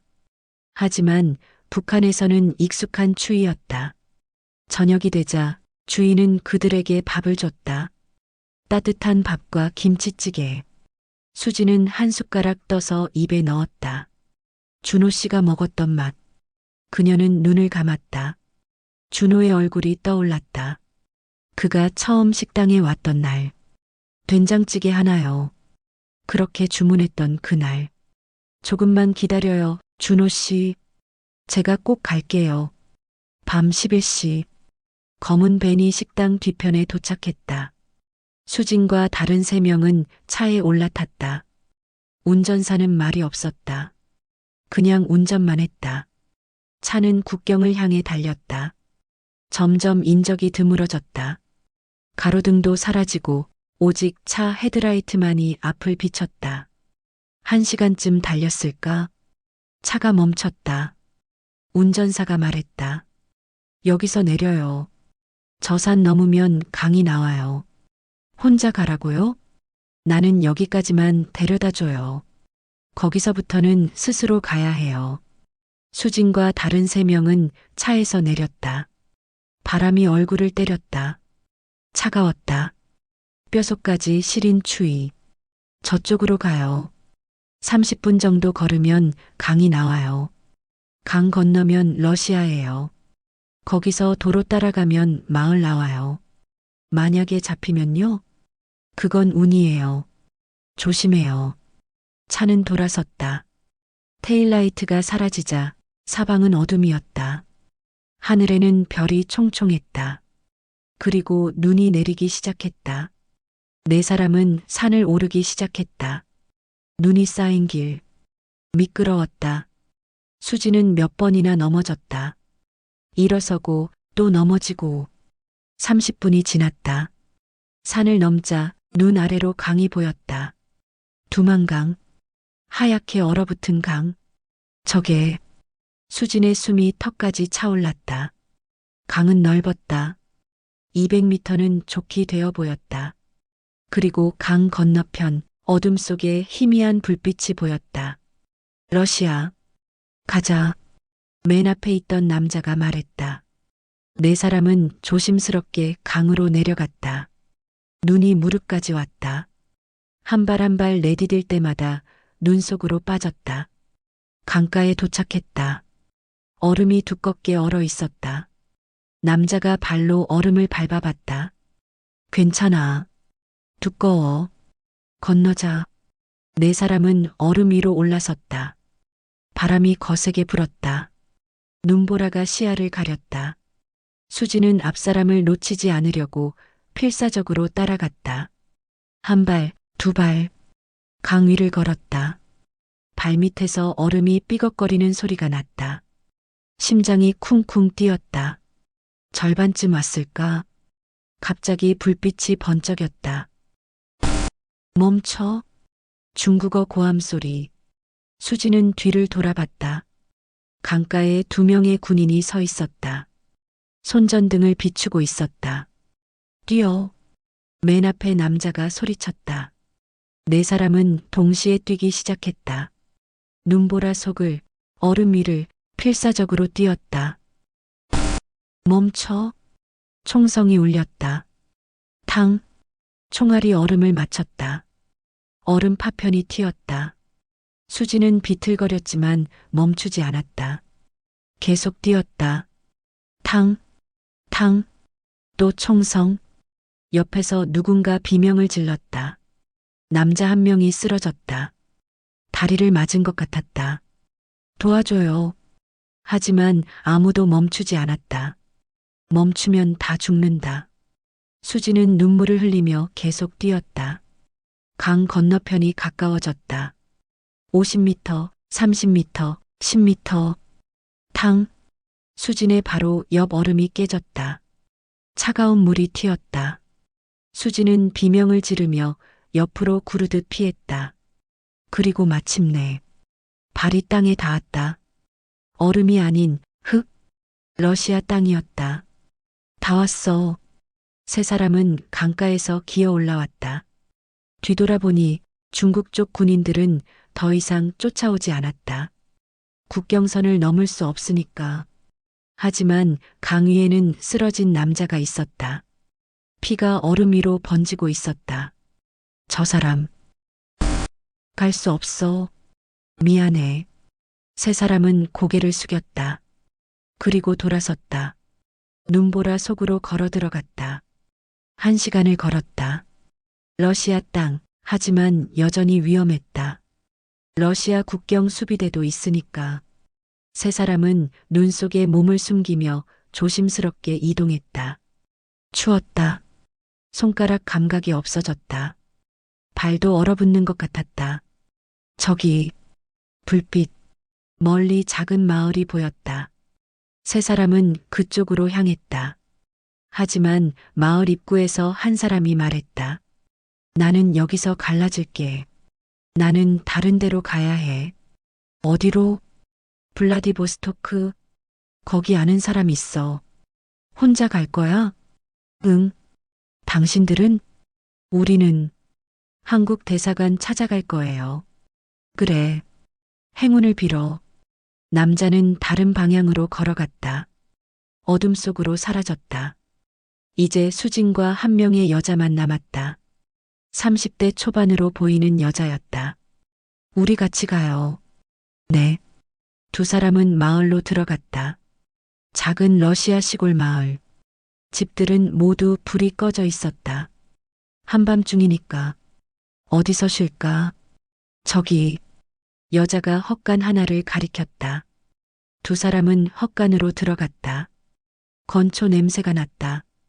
따뜻하지는 않았지만 바람은 막아줬다. 2사람은 건초 위에 쓰러졌다. 온몸이 풀렸다. 너무 지쳤다. 이름이 뭐예요? 여자가 물었다. 수진이에요. 이수진. 나는 명희. 박명희. 반가워요. 우리 살았네요. 진짜로. 명희의 목소리가 떨렸다. 울고 있는 것 같았다. 네. 살았어요. 그 남자. 강에서 쓰러진 사람. 우리가 살려면 어쩔 수 없었어요. 그렇죠? 수지는 대답하지 못했다. 어쩔 수 없었다. 하지만 그 사실이 죄책감을 지워주지는 못했다. 잠시 쉬어요. 새벽에 움직여야 해요. 네. 수지는 손가락에 반지를 만졌다. 반지는 여전히 있었다. 차가웠지만 그 차가움이 그녀를 깨어있게 했다. 준호 씨, 조금만 더 버티면 돼요. 눈은 계속 내렸다. 헛간 지붕을 두드렸다. 그 소리를 들으며 수지는 눈을 감았다. 새벽 수지는 휴대폰 진동에 깼다. 아니, 휴대폰이 없었다. 꿈이었다. 하지만 너무나 생생한 꿈. 준호가 전화를 거는 꿈. 수지는 몸을 일으켰다. 옆에서 명희도 깨어났다. 가야 해요. 네. 두 사람은 헛간을 나왔다. 날이 밝아오고 있었다. 하늘은 여전히 잔뜩 흐렸고 눈은 그쳤다. 마을을 빠져나와 도로를 찾았다. 비포장도로였지만 방향은 알 수 있었다. 두 사람은 걷기 시작했다. 1시간쯤 걸었을까? 차 한 대가 지나갔다. 수지는 손을 흔들었다. 차가 멈췄다. 운전사는 러시아인 아저씨였다. 수지는 어설픈 러시아어로 말했다. 도와주세요. 아저씨는 두 여자를 보더니 뭔가 알아챈 것 같았다. 고개를 끄덕이며 뒷문을 열었다. 타요. 두 사람은 차에 올라탔다. 아저씨는 말없이 운전했다. 1시간쯤 달리자 작은 도시가 나왔다. 아저씨는 차를 세우고 종이에 뭔가를 그렸다. 지도였다. 그리고 한 건물을 가리켰다. 한국 대사관이었다. 수진과 명희는 고개를 숙여 인사했다. 감사합니다. 정말 감사합니다. 행운을 빌어요. 두 사람은 차에서 내렸다. 그리고 아저씨가 가리킨 방향으로 걸었다. 30분을 더 걸었다. 그리고 드디어 한 건물이 보였다. 그리 크지 않은 건물. 하지만 입구에는 태극기가 걸려 있었다. 태극기. 수지는 그 순간 주저앉고 싶었다. 다 왔어요. 진짜 다 왔어요. 명희가 울먹였다. 수진도 눈물이 났다. 두 사람은 서로를 부축하며 대사관으로 걸어 들어갔다. 문을 열었다. 따뜻한 공기가 얼굴을 감쌌다. 안쪽에서 한 직원이 나왔다. 한국 사람이었다. 어떻게 오셔? 직원은 두 여자의 모습을 보고 말을 멈췄다. 그리고 곧 이해한 표정을 지었다. 탈북자분들이시죠? 네. 네. 여기 앉으세요. 제가 담요 가져올게요. 직원은 따뜻한 담요를 가져왔다. 그리고 뜨거운 차를 내왔다. 수지는 컵을 두 손으로 감쌌다. 따뜻함이 손을 타고 온몸으로 퍼졌다. 이제 안전해요. 여기서 절차 진행하면 한국으로 갈 수 있어요. 얼마나 걸려요? 한 달 정도요. 신원 확인하고 서류 작업하고 한 달. 길다면 길고 짧다면 짧은 시간. 하지만 수진에게는 상관없었다. 이제 안전하니까. 이제 준호를 만날 수 있으니까. 혹시 전화 쓸 수 있을까요? 전화요? 아, 한국에 연락할 사람 있으세요? 네, 있어요. 직원은 전화기를 내밀었다. 수지는 떨리는 손으로 준호의 번호를 눌렀다. 신호음. 한 번, 두 번. 여보세요? 준호의 목소리. 수지는 울음을 터뜨렸다. 준호 씨, 저요. 수진 씨, 어디에요? 무사해요. 네, 저, 러시아 와 있어요. 대사관에. 준호의 숨소리가 거칠어졌다. 그도 울고 있는 것 같았다. 정말 다행이에요. 제가 얼마나 걱정했는지. 미안해요. 걱정 끼쳐서. 아니에요. 괜찮아요. 이제 곧 만날 수 있어요. 한 달만 기다려요. 제가 공항에서 기다릴게요. 네. 꼭 만나요. 네. 약속해요. 전화를 끄는 수지는 한참을 울었다. 기쁨의 눈물이었다. 그리고 살아남은 자의 눈물이었다. 창밖으로 눈이 내리고 있었다. 하얀 눈, 깨끗한 눈. 수지는 손가락의 반지를 바라봤다. 하늘색 돌이 햇빛에 반짝였다. 거의 다 왔어요, 준호 씨. 조금만 더. 마이너스 마이너스 마이너스. 챕터 3 끝. 약 9150자. 한 달이 지났다. 아니, 정확히는 33일이 지났다. 수지는 매일 달력에 X표를 그으며 날짜를 세었다. 러시아 대사관에서의 한 달. 그것은 수진에게 이상한 시간이었다. 안전했지만 갇혀 있었다. 자유로웠지만 아직 진짜 자유는 아니었다. 대사관 직원들은 친절했다. 매일 새끼를 챙겨줬고 옷도 새로 사줬고 의사도 불러 상처를 치료해줬다. 수진의 발목 빈 것도 나았고 팔의 상처도 아물었다. 하지만 밤이 되면 악몽을 꿨다. 오두막에 갇힌 꿈. 리밍이 웃으며 다가오는 꿈. 강 위에서 총소리가 들리는 꿈. 쓰러진 남자의 모습. 북한으로 끌려가는 여자의 얼굴. 그럴 때마다 수지는 손가락에 반지를 만졌다. 하늘색 돌. 준호가 준 반지. 그것이 유일한 위안이었다. 수진 씨, 괜찮아요? 같은 방을 쓰는 명희가 물었다. 두 사람은 한 달 동안 같은 방에서 지냈다. 처음에는 어색했지만 이제는 서로에게 의지가 되었다. 네, 괜찮아요. 그냥 꿈 꿨어요. 또 그 꿈이요? 네. 명희는 수진의 손을 잡았다. 이제 곧 끝나요. 며칠만 더 있으면 한국 가요. 명희 씨도 기다리는 사람 있어요? 명희는 잠시 침묵했다. 그리고 고개를 저었다. 아니요. 가족도 없어요. 북한에 있을 때 다 잃었어요. 하지만 괜찮아요. 이제 새로 시작할 수 있으니까. 한국에서. 수지는 명희를 껴안았다. 두 사람은 한참을 그렇게 있었다. 말없이. 하지만 서로를 이해하며. 대사관에서의 생활은 단조로웠다.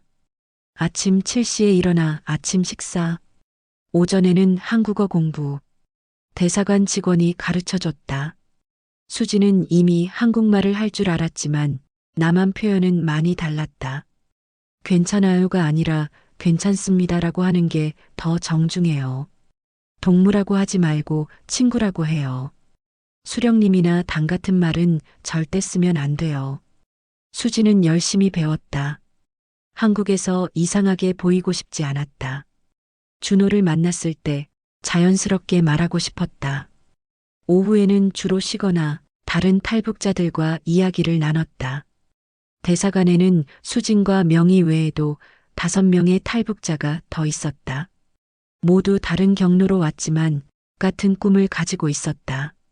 한국. 저녁 식사 후에는 TV를 봤다. 한국 드라마, 뉴스, 예능 프로그램. 수지는 그것들을 보며 한국을 배웠다. 사람들이 어떻게 옷을 입는지, 어떻게 말하는지, 어떤 것들이 유행하는지. 와, 서울 진짜 크다. 명희가 뉴스 화면을 보며 말했다. 화면에는 서울의 야경이 나오고 있었다. 한강, 고층 빌딩, 자동차들. 우리도 곧 저기 가는 거예요. 수진이 말했다. 믿기지 않아요. 진짜로 갈 수 있을까요? 갈 수 있어요. 꼭. 수지는 자신에게 말하는 것 같았다. 일주일에 한 번 수지는 준호와 통화할 수 있었다. 대사관 전화를 사용해서 매주 목요일 오후 2시. 수지는 그 시간만을 기다렸다. 여보세요? 준호 씨. 수진 씨, 잘 지내요? 네, 잘 지내요. 준호 씨는요? 저도 잘 지내요. 출국 날짜 나왔어요? 다음 주 금요일이래요. 금요일. 그럼 정확히 일주일 후네요. 네. 준호의 목소리가 떨렸다. 기다려요, 수진 씨. 제가 인천공항에서 기다릴게요. 몇 시에 도착하는지 알려드릴게요. 네. 시간만 알려주세요. 제가 하루 종일이라도 기다릴게요. 수지는 웃었다. 한 달 만에 처음 웃는 것 같았다. 준호 씨. 네. 보고 싶어요. 전화 너머로 준호가 숨을 들이쉬는 소리가 들렸다. 저도요, 수진 씨. 저도 정말 보고 싶어요. 얼굴, 기억나요? 당연하죠. 매일 생각해요. 저도요. 매일 준호 씨 생각해요. 수진 씨, 네. 한국 오면 제일 먼저 뭐 하고 싶어요? 수진은 잠시 생각했다. 된장찌개 먹고 싶어요.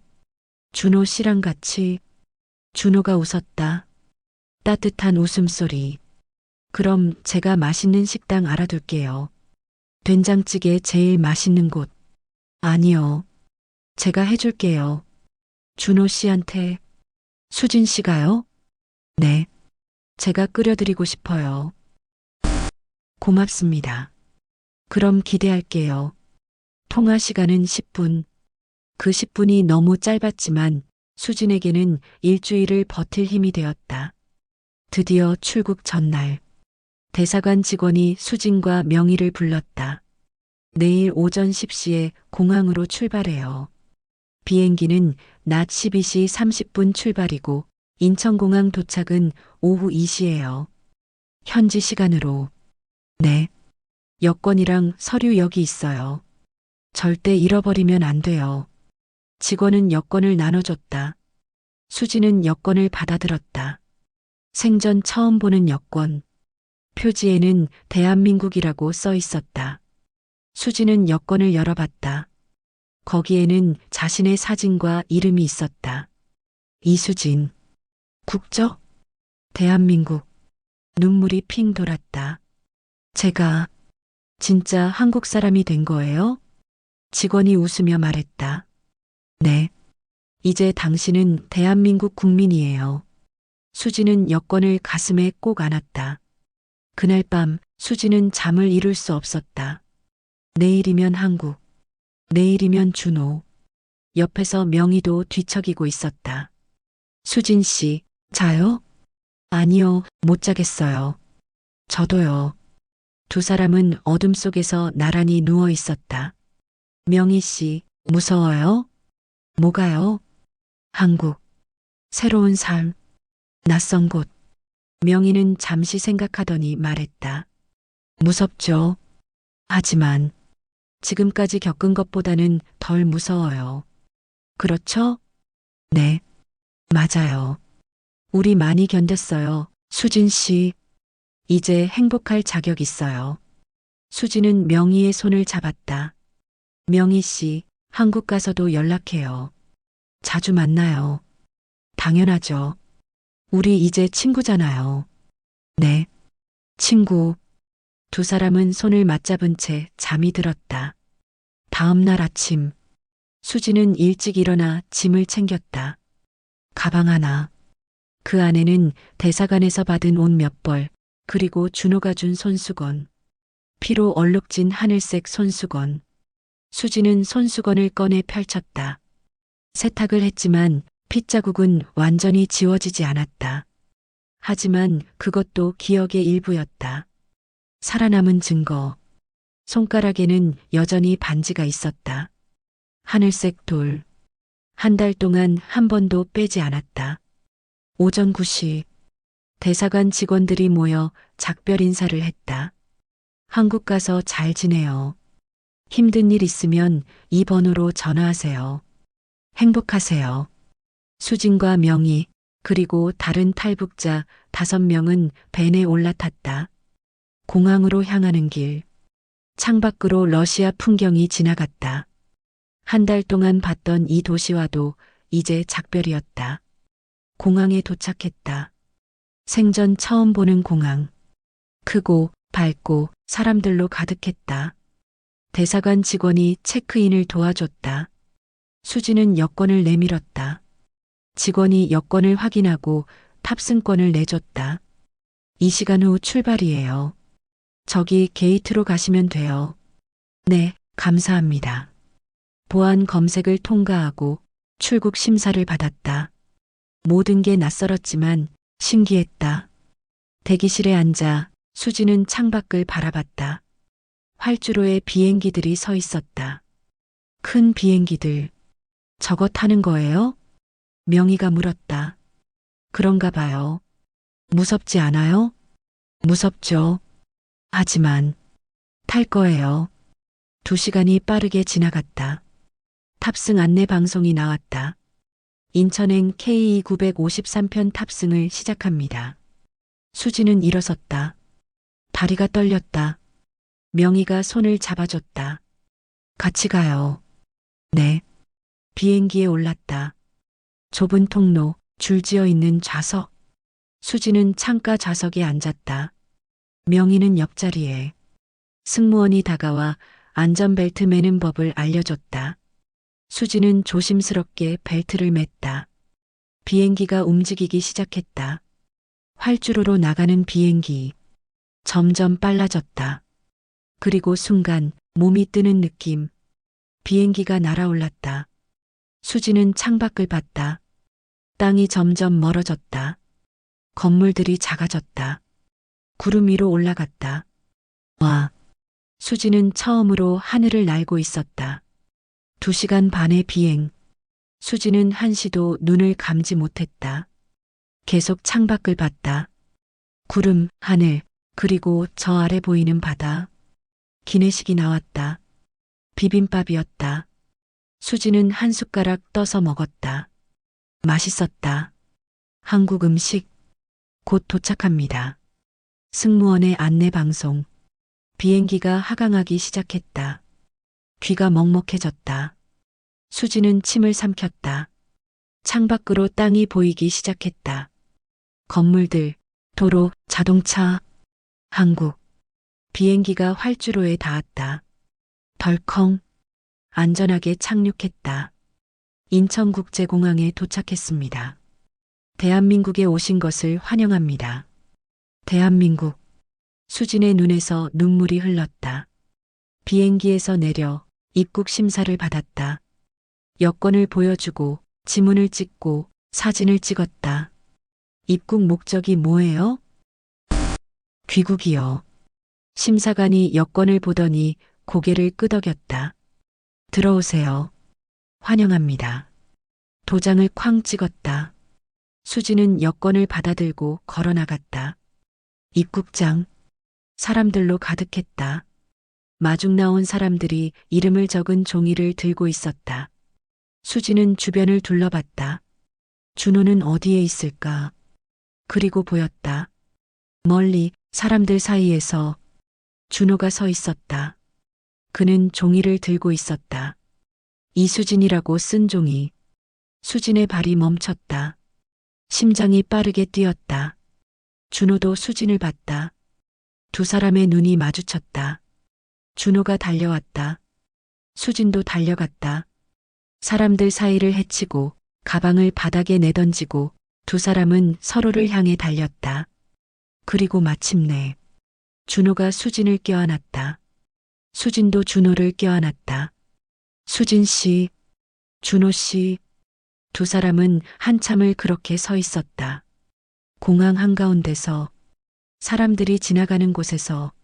하지만 아무것도 보이지 않았다. 오직 서로만. 정말 왔네요. 준호의 목소리가 떨렸다. 네, 왔어요. 수지는 울고 있었다. 준호도 울고 있었다. 많이 힘들었죠? 네. 하지만 괜찮아요. 이제 다 끝났으니까. 준호는 수진의 얼굴을 2 손으로 감싸 안았다. 그리고 이마에 입을 맞췄다. 고생했어요. 정말 고생 많았어요. 준호 씨도. 2 사람은 다시 껴안았다. 옆에서 명희가 웃으며 지켜보고 있었다. 수지는 명희를 불렀다. 명희 씨, 이쪽은 준호 씨예요. 제가 말했던. 네, 알아요. 반갑습니다. 준호가 명희에게 인사했다. 수진 씨 많이 도와주셨다고 들었어요. 감사합니다. 아니에요. 오히려 제가 도움받았어요. 준호는 명희에게 명함을 건넸다. 혹시 필요한 거 있으면 언제든 연락하세요. 제가 도울 수 있는 건 뭐든 도와드릴게요. 감사합니다. 준호는 수진의 가방을 들었다. 집으로 갈까요?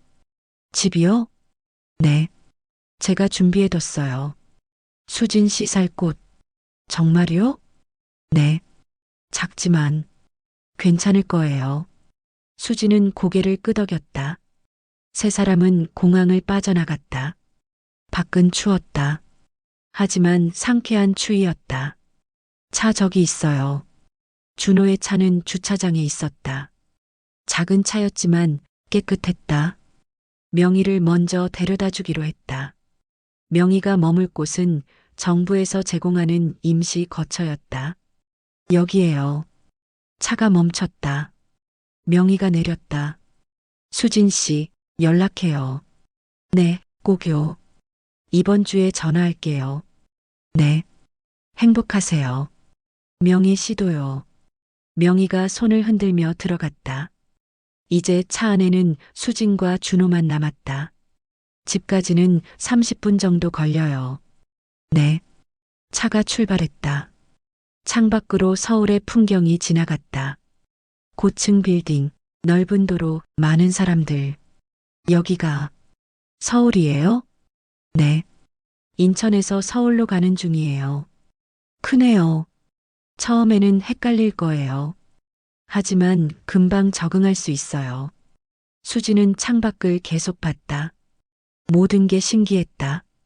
네온사인, 편의점, 카페, 사람들. 차가 한 아파트 단지에 멈췄다. 여기에요.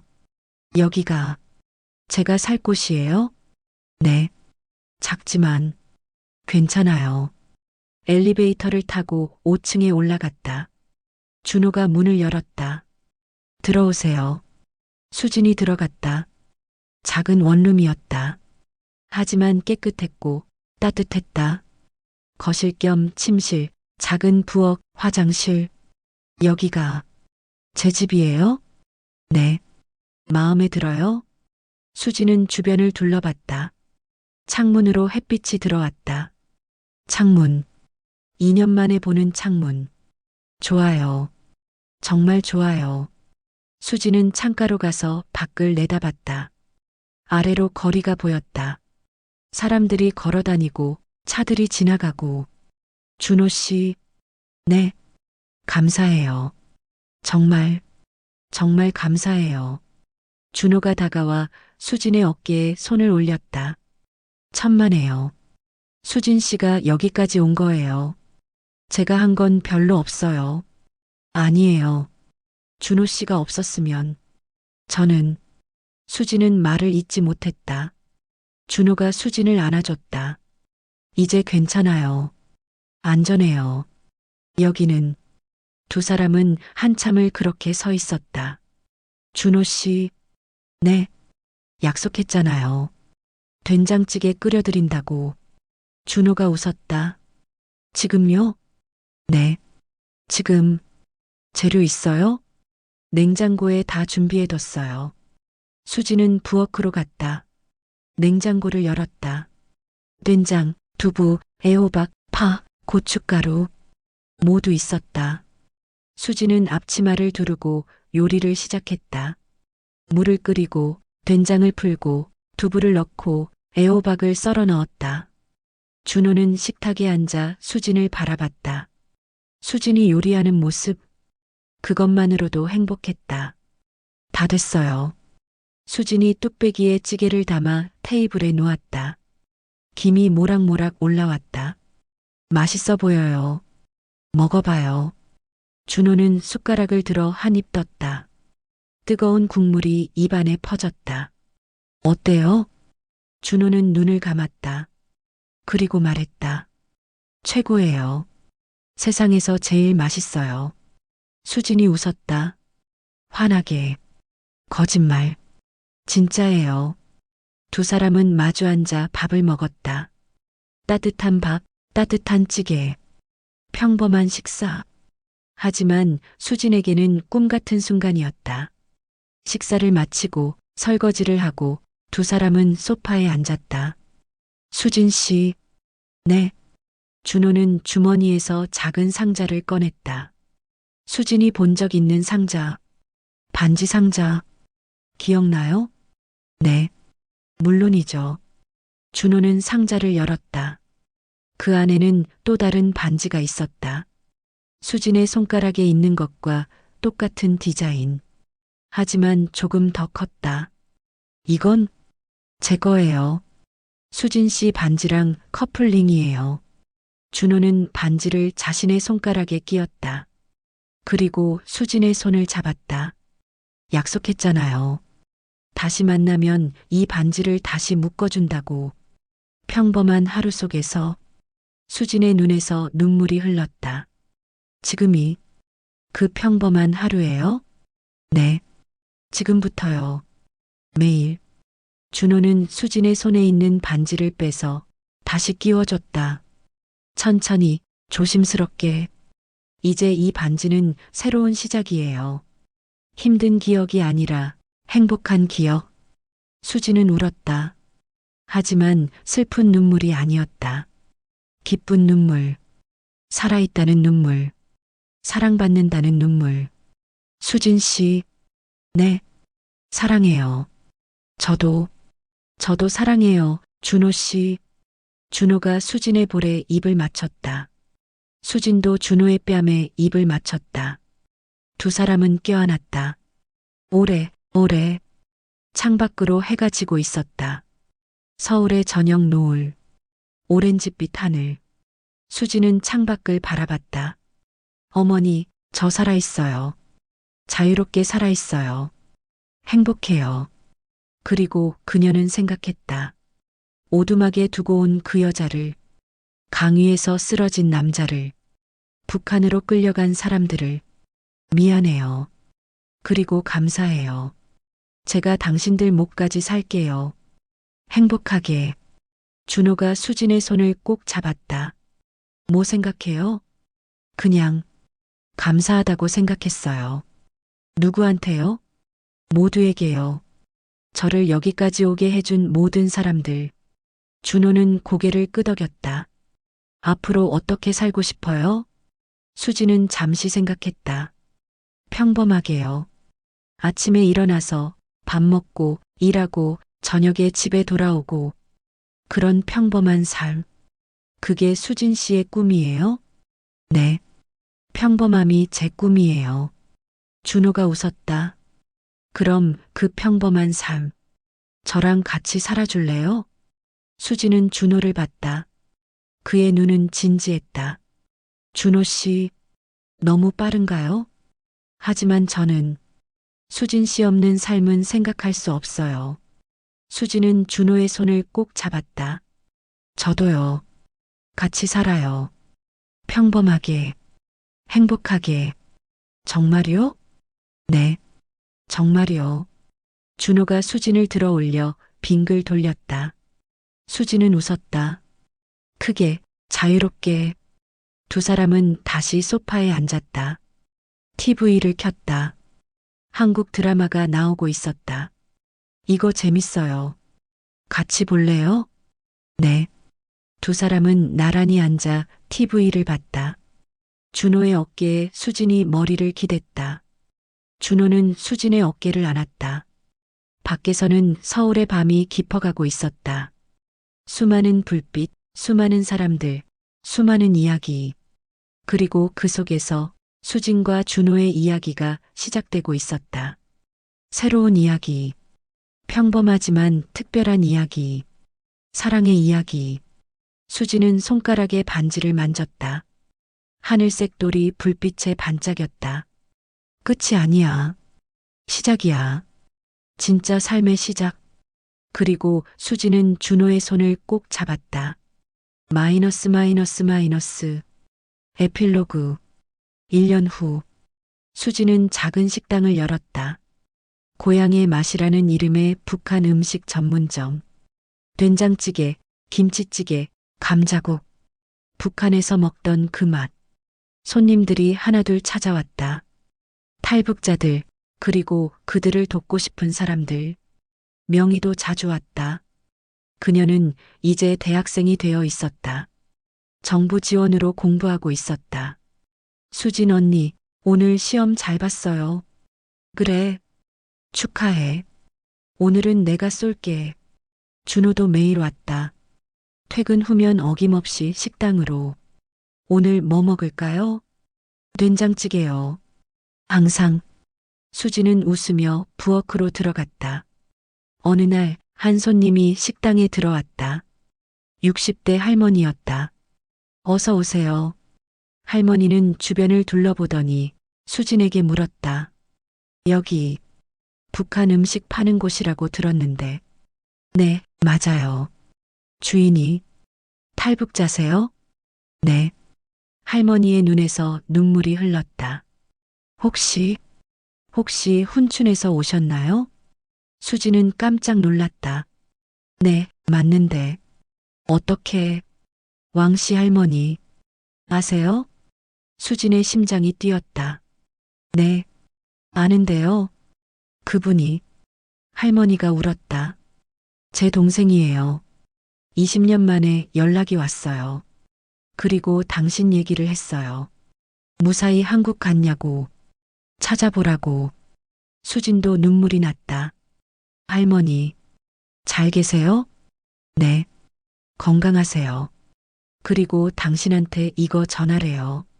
할머니는 봉투를 꺼냈다. 편지였다. 수진은 떨리는 손으로 편지를 열었다. 수진아, 잘 지내고 있구나. 소식 들었어. 식당도 열고 사랑하는 사람도 만나고. 정말 다행이야. 할머니는 행복해. 너는 내 딸 대신 살아줬으니까. 행복하게 살아. 매일매일. 할머니가 항상 기도할게. 마이너스 왕. 수진은 한참을 울었다. 준호가 달려와 수진을 안아줬다. 그날 저녁 수진은 준호와 함께 한강을 걸었다. 준호 씨, 네, 행복해요. 저도요. 진짜로요. 매일이 꿈 같아요. 준호가 수진을 안았다. 꿈이 아니에요. 현실이에요. 우리의 현실. 두 사람은 한강을 바라봤다. 강물은 고요히 흘렀고 불빛들이 물 위에 반짝였다. 황푸강의 추억, 두만강의 공포, 그 모든 것을 지나 이제는 한강. 평화로운 강, 자유로운 강.